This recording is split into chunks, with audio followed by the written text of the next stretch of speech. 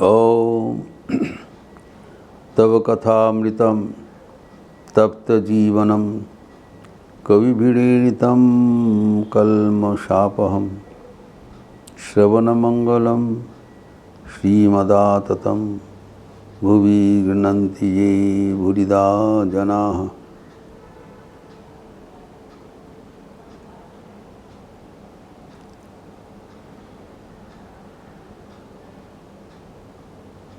श्री रामकृष्ण के साथ ईसा मसीह का प्रसंग कर रहे मास्टर महाशय मार्था और मेरी की उपाख्यान बताया।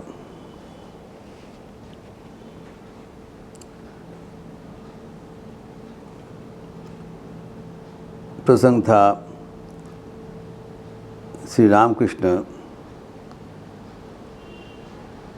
भक्तगणों के लिए शोक प्रकाश करते थे। अगर किसी का कुछ कष्ट है, बीमारी है, किसी ने मर गया, श्री रामकृष्ण, श्री माँ शारदा इत्यादि शोक प्रकाश करते हुए उनके शोक प्रशमित करते थे।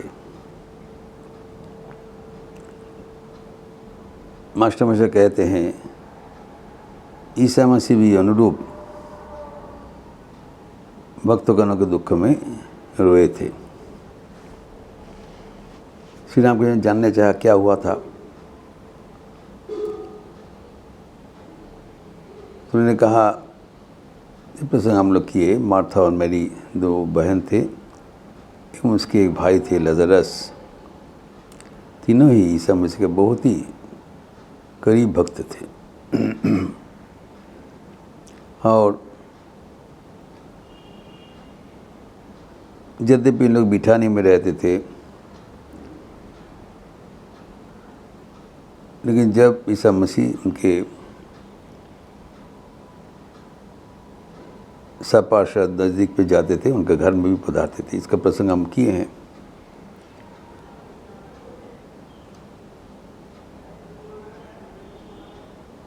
जो कि gospel according to Saint Luke उल्लिखित है। और ईसा मसीह ने बताया, मार्था देखो तुम बहुत केयरफुल हो, लेकिन जीवन में जो अवश्य करणीय है वो भूलना नहीं चाहिए, क्योंकि उनके बहन मेरी सही ढंग से करते थे। लगते इसके बाद मार्था अपने जीवन को सुधार लिया, क्योंकि इसके बाद और एक प्रसंग आते हैं यहाँ पर लजरस बहुत कठिन रोग में आक्रांत हो गए। कुछ दिन बाद एवं उनको प्राण संशय हुआ। तब इन्होंने ईसा मसीह को खबर भेजा, जब आप आ जाइए, अभी लजरस बहुत ही रोगाक्रांत है, आप आके इनको उद्धार करें। बट यहाँ पर बहुत ही है मार्मिक, ईसा मसीह तत्काल नहीं आए, वो थोड़ा विलम्ब करके आए, क्योंकि उनको पता था लजरस रहेगा नहीं। उन्होंने चाहा कि लजरस का भलीभांति देहांत के बाद ही वो पधारे। वैसे ही हुआ, देहांत के 4 दिन बाद ही आए।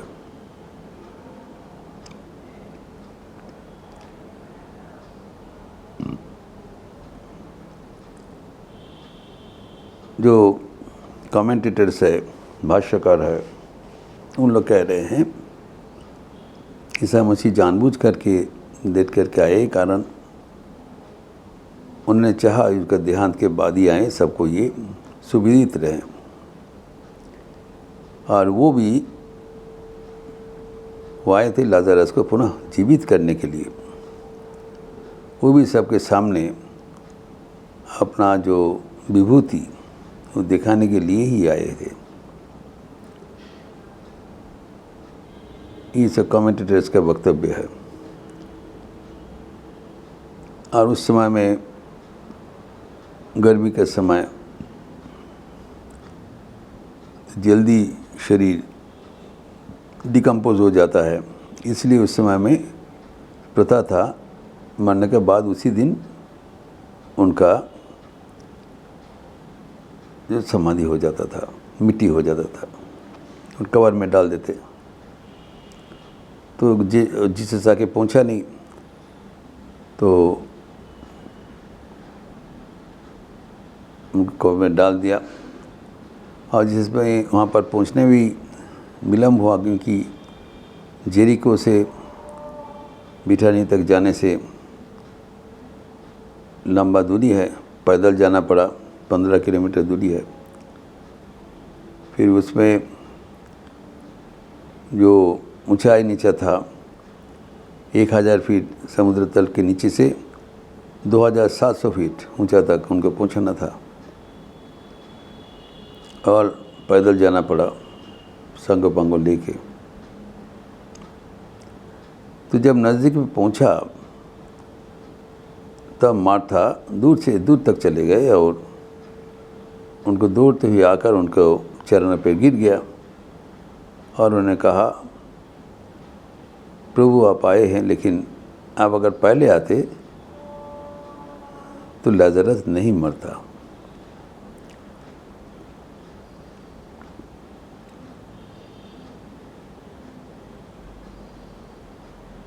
तो ईसा मसीह ने बताया, उनके दुख में दुखी हुआ, इसमें बताया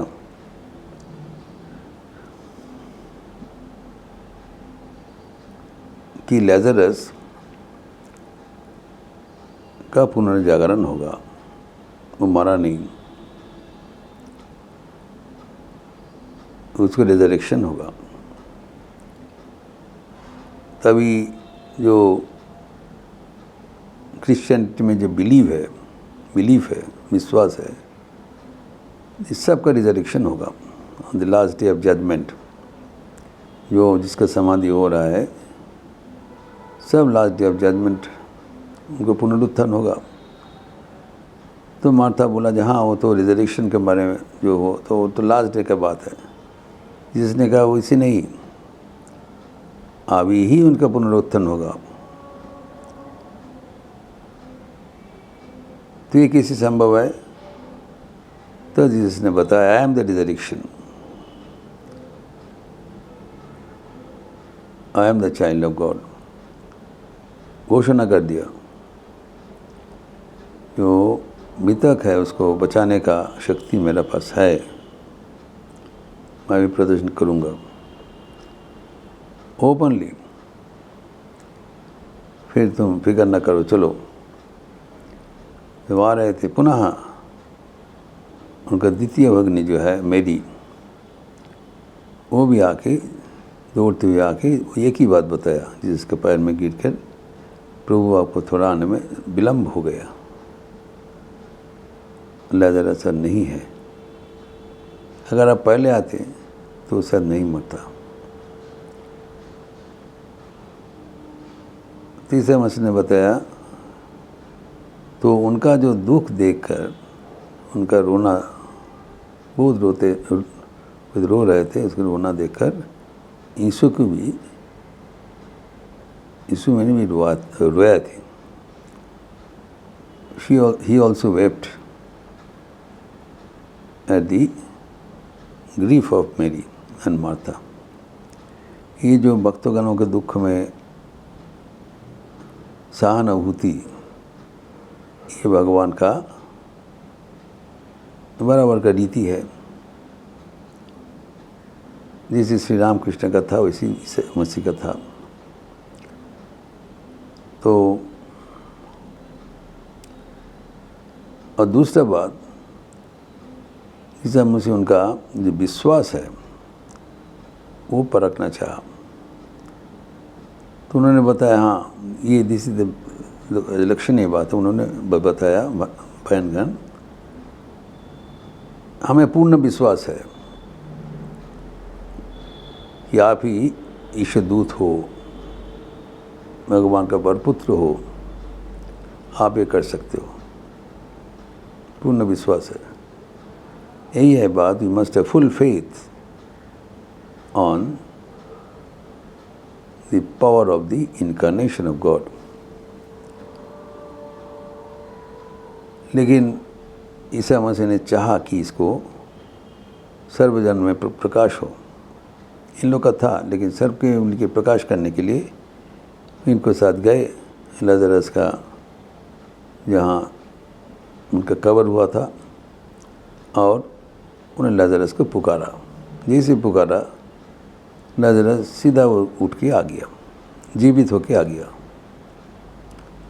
एवं जीवित होके आ गया, उसमें उनका जो कब्र देने के समय जो वस्त्र परिहित था एवं हाथ पैर बांधा हुआ था, जैसे होता है नियम, जो वही अवस्था में आए। तब ईसा मसीह ने बताया, undress him and let him go, ये सब वस्त्र उन्मोचन कर दो, कब्र का वस्त्र उन्मोचन कर दो और इसको जाने दो। तो उनको वस्त्र हटा दिया गया, उनको सब फ्री कर दिया गया, और उन्होंने तीन लोग मिलके बहुत आनंद किया। लेकिन ये सुनते ही श्री रामकृष्ण ने मंतव्य किया, आमार उगुनो है ना।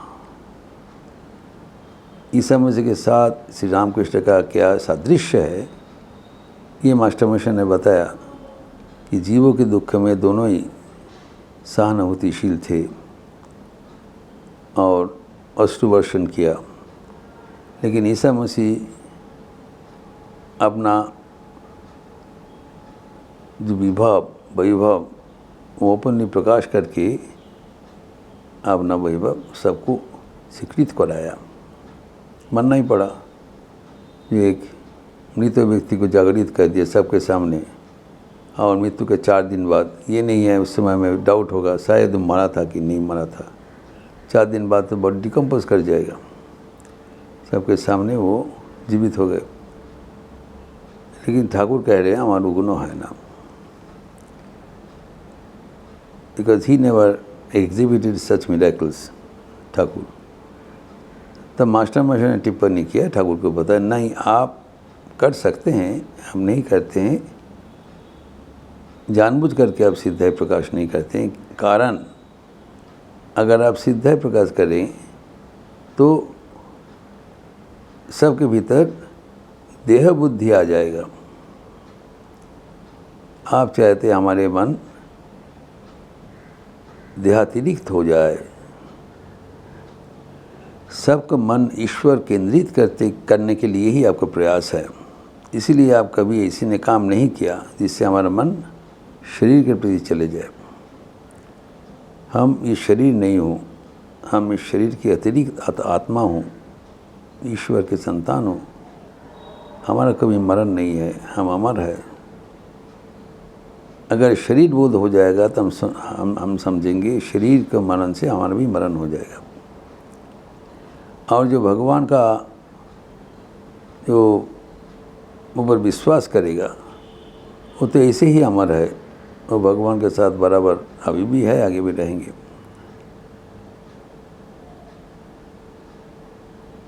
तो इसी प्रसंग से ईसा मसीह श्री रामकृष्ण के साथ मास्टर श्री रामकृष्ण के साथ ईसा मसीह का सदृश्य बताया। तो श्री रामकृष्ण सुनते ही कहते हैं और कुछ मिलता है क्या? तो मास्टर वो भी प्रसंग कर रहे हैं जिसका प्रसंग हम अगले दिन करेंगे। ओम शांति शांति शांति। हरि ओम तत्सत। श्री राम कृष्णार्पणमस्तु। आज शनिवार का अवसर है, संध्या आरती के उपरांत काली कीर्तन होगा, लिपि दिया जाएगा। आप लोग सब स्वागत है। अच्छा रहिए, स्वस्थ रहिए, आनंद में रहिए। नमस्कार।